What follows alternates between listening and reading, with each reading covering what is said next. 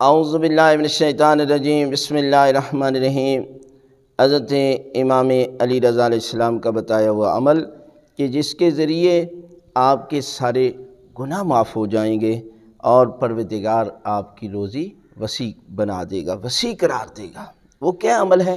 معصوم فرماتے ہیں کہ اپنے مال سے خمس ادا کرنا، یعنی خمس جو ہے وہ یہ فروع دین میں سے ہے اور واجب عمل ہے۔ یعنی آپ پورا سال جو آپ کو بچت آتی ہے نا، یعنی آپ پورا سال جو ہے وہ جو بھی بچت آ رہی ہے خرچ کرتے رہے، لیکن سال کے بعد ایک دن معین کر لیں اور اس دن جو بچت ہو اس کا 5واں حصہ بھی ہے، یعنی 1,00,000 آپ کے پاس جو ہے وہ پیسہ بچت آ جاتا ہے، تو اس میں سے 20,000 جو ہے وہ خمس ہے، اور 20,000 کے بھی 2 حصے کریں گے، ایک سہم امام ہوگا اور دوسرا سہم سادات ہوگا۔ سہم امام جو ہے وہ مجتہد کی اجازت سے آپ خرچ کریں گے،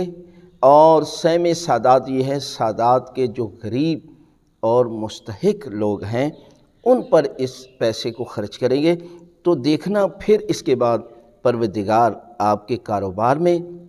اضافہ فرما دے گا اور پروردگار آپ کے سارے گناہ معاف کر دے گا اور آپ کے گھر میں خیر و برکت نازل ہوگی۔ آج ہم